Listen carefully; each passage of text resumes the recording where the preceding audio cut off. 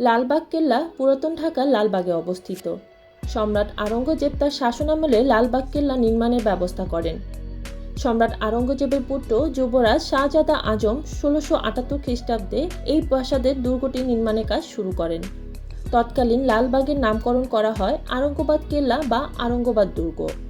পরবর্তীতে সুবাদার শায়েস্তা খানের শাসনামলে ১৬৮৪ খ্রিস্টাব্দে নির্মাণের কাজ অসমাপ্ত রেখে দুর্গটি পরিত্যক্ত হয়। এ সময় নতুনভাবে আওরঙ্গাবাদ কেল্লা বাদ দিয়ে এর নামকরণ করা হয় লালবাগের কেল্লা, যা বর্তমানে প্রচলিত। লালবাগ কেল্লার সবচাইতে আকর্ষণীয় এবং দর্শনীয় জিনিসটি হল সুবাদার শায়েস্তা খানের বাসভবন ও দরবার হল। বর্তমানে যা লালবাগ কেল্লা জাদুঘর হিসাবে দর্শনার্থীদের জন্য উন্মুক্ত রাখা হয়েছে। লালবাগ কেল্লায় মোট ৩টি ফটক আছে, যার মধ্যে 2টি বর্তমানে বন্ধ রাখা হয়েছে। ভেতরে প্রবেশ করলে বাগানে ঘেরা পরিবেশ দর্শনার্থীদের মনে আনন্দ দেয়। সোজা একটু ভিতরে শায়েস্তা খানের প্রিয় কন্যা পরিবিবির সমাধিসৌধ। তার স্মৃতি ধরে রাখার জন্য শায়েস্তা খান ব্যয়বহুল একটি সমাধিসৌধ তৈরি করেন।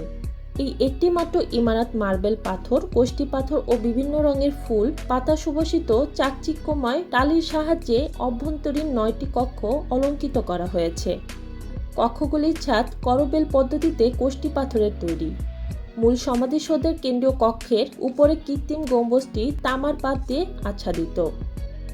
উল্লেখ্য, সমাধিসৌধ 20.2 মিটার বর্গাকৃতি।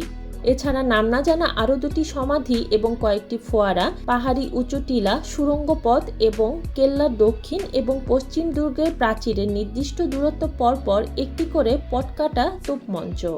কেল্লার একমাত্র পুকুরের চারদিকে ঘাট বাঁধানো সিঁড়ির মতো এবং পুকুরটি বর্গাকৃতি। কয়েকটি সুড়ঙ্গ পথ দেখা যাবে বাইরে থেকে, তবে এগুলোতে দর্শনার্থীদেরকে প্রবেশ করতে দেওয়া হয় না। এছাড়া দর্শনীয় জিনিসগুলোর মধ্যে লালবাগের কেল্লা মসজিদ।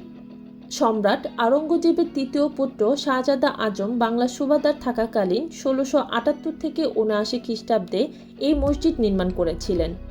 3 গম্বুজ বিশিষ্ট মসজিদটি এদেশে প্রচলিত মুঘল মসজিদদের একটি আদর্শ উদাহরণ। বর্তমানেও মসজিদটি মুসল্লিদের নামাজের জন্য ব্যবহার হয়ে আসছে।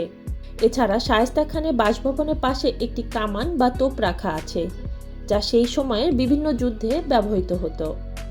আজকের ভিডিওটি এই পর্যন্তই। ভিডিওটি কেমন লাগলো তা অবশ্যই কমেন্ট করে জানাবেন, আর নতুন নতুন ভিডিওগুলো পাওয়ার জন্য আমাদের সাথেই থাকুন। ধন্যবাদ।